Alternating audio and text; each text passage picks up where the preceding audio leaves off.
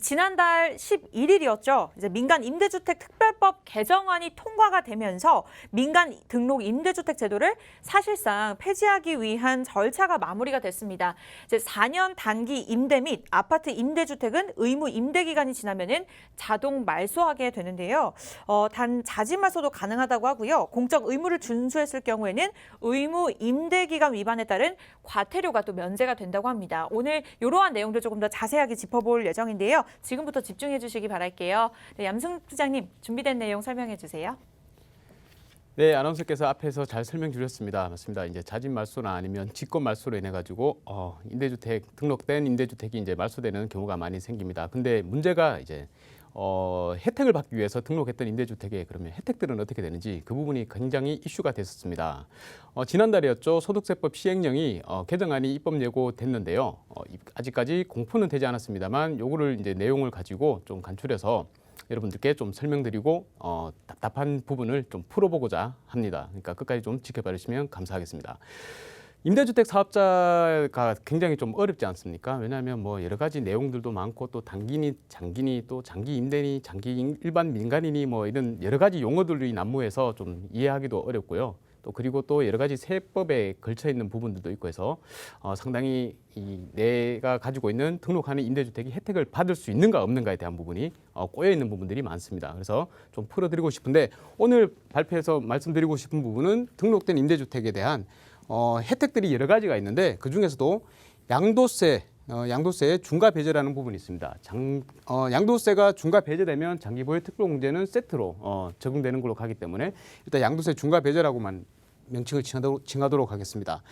이 양도세 중과 배제가 되는데 이 혜택이 과연 받을 수 있느냐 없느냐, 받으려면 또 어떻게 해야 되느냐라는 부분에 대해서 한번 말씀드리도록 하겠습니다. 자, 서두에서 제가 기본적으로 말씀드렸는데요. 임대주택은 구분이 여러 가지로 되어 있습니다. 그래서 굉장히 좀 혼란스럽습니다. 기본적으로 기본 개념을 좀 파악을 해놓으면 여러분들이 앞으로 내가 등록한 임대주택이 과연 이 세법에 의한 혜택을 받을 수 있는가라는 부분에서 좀 명쾌하게 답을 얻어낼 수 있는데 그러려면 여러 가지를 좀 구분을 좀 하셔야 됩니다. 어려운 이유가 관련 규정이 하나의 법이 아니고 총 한 4가지 법에 의해 가지고 서로 이제 각각 규정되고 또 연동이 되어 있기 때문입니다. 그러면 뭐가 이렇게 연동이 되어 있느냐 보면 우리 기본적으로 민간 임대 주택에 관한 특별법이죠. 줄여서 민특법이라고 그러는데요. 이 민특법에서도 구분을 하고 있고 또 소득세법에서도 구분을 하고 있고 그리고 조특법이라고 그럽니다. 조세 제한 특례법이죠. 이 줄여서 조특법이라고 하는데 이 조특법 그리고 지방세법 이렇게 한 4가지에서 이렇게 규정을 해버리고 있기 때문에 굉장히 좀 이해하기가 어렵습니다. 까다롭습니다. 보시면 민특법에서는 단기 민간 그러니까 4년짜리 그리고 장기 일반 민간 주로 장기라고 부르겠습니다. 8년짜리 2가지로 구분을 해놓고요. 또 세법에서 보면 시행령에서 장기 임대주택이라고 구분을 해놨습니다. 이 장기 임대주택에 의한 기본적으로 등록하는 요건은 민간 임대주택에 관한 특별법에서 규정을 하고 있고 그게 따른 혜택은 세제 혜택은 소득세법, 조특법 그리고 지방세법에서 구분을 하는 것입니다. 그래서 내가 단기 민간 임대주택이나 장기 민간 임대주택으로 민특법에 규정되어 있는 이 주택으로 들었다 하더라도 소득세법에서 만족하는 이 장기 임대주택의 요건을 만족하지 못하면 세제 혜택은 받을 수가 없습니다. 그러니까 요거를 구분해서 잘 이해를 하셔야 되는데 제가 오늘은 여러분들께 요 장기 임대주택에 관한 3가지의 혜택이 있습니다. 뭐가 있냐면 거주주택을 비과세 받는 거, 비과세 받는 거 있고 그리고 두 번째로 양도세 중과 배제가 있습니다. 중과 배제가 있고요. 그리고 세 번째로 양도세 중과 배제하고 동시에 맞물리는 게 또 종부세 합산 배제가 있죠. 종부세 합산 배제가 있습니다. 요 3가지 중에 요거 하나만 꼭지를 따가지고 여러분들께 말씀드리려고 합니다. 다음 시간에 준비가 되면 다른 여러 가지 또 세법의 혜택을 받을 수 있는지 없는지도 한번 다뤄보도록 하겠습니다.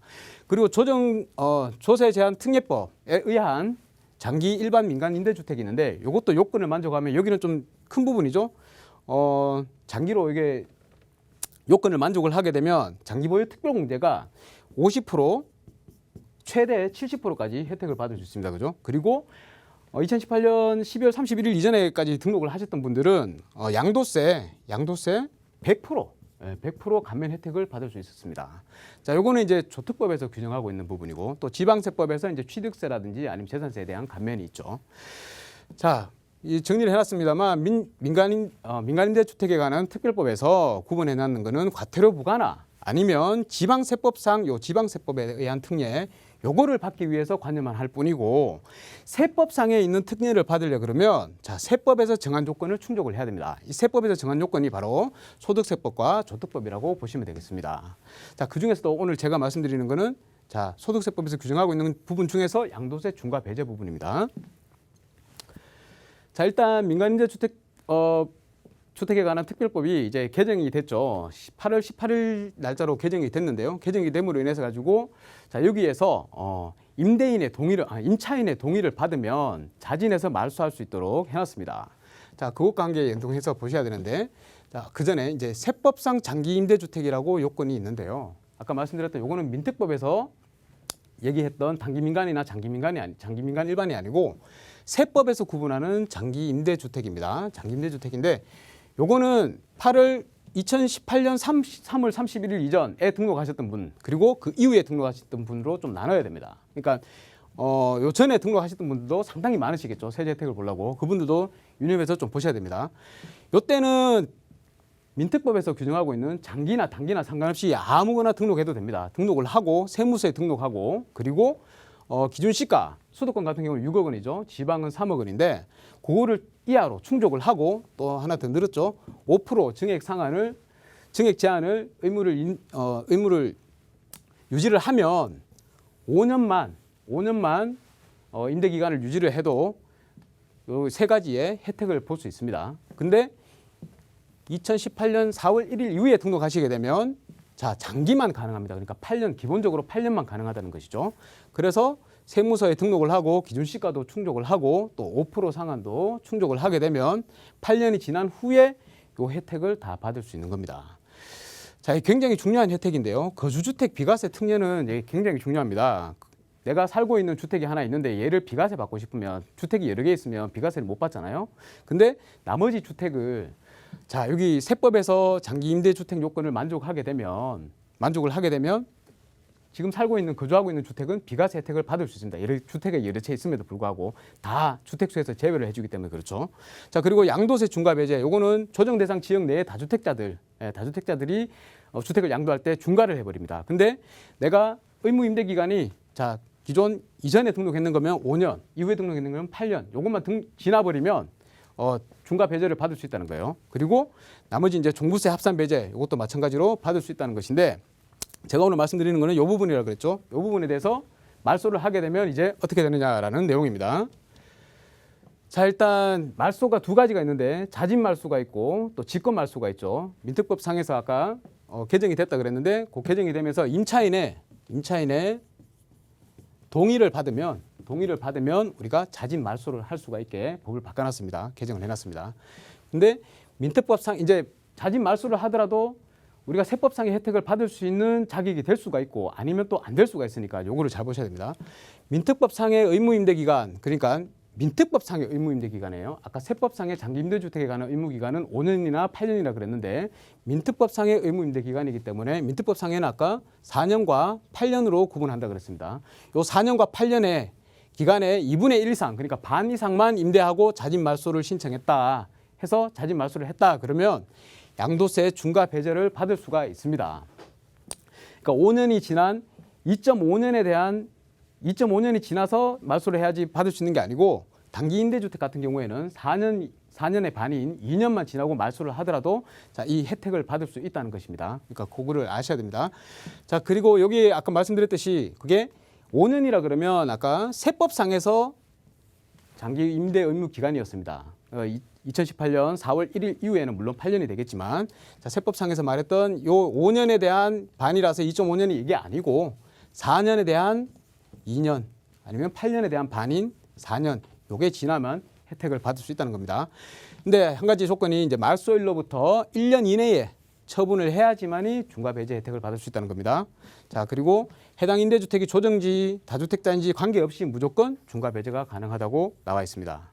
그래서 정리를 해보면 2018년 3월 31일 이전에 단기 민간으로 등록했던 사람은 2년, 그리고 장기 일반 민간으로 등록했던 사람들은 4년 지나면 등록을 말소를 하고 1년 이내에 매도를 해야 됩니다. 이게 중요합니다. 1년 이내에 매도를 하면 양도세 중과 배제 혜택을 받을 수가 있다. 더불어서 플러스 장특공, 장특공도 같이 세트로 움직이기 때문에 같이 받을 수 있다라는 내용입니다. 자, 그리고 이제 직권말소. 직권말소는 이번에 또 굉장히 논란이 많이 됐었죠. 의무임대기간, 민특법에서 정한 의무임대기간이 지나고 나면 바로 그냥 직권으로 말소를 해버린다는 것이죠. 그런데 기존에 장기임대주택에 대한 세법상 장기임대주택에 대한 혜택을 받기 위해서 5년으로 등록하셨던 분이 만약에 4년이 지나가지고 말소를 시켜버리면 5년을 못 채웠기 때문에 혜택을 받을 수 없지 않습니까? 그래서 그러한 불만들을 없애기 위해서 여기에 이제 소득세법 개정안에서 이제 마련을 했습니다. 민특법상의 의무기간이 경과한 후에, 그죠? 직권 말소된 장기임대주택은 양도세 중과 배제가 가능하다라고 해놨습니다.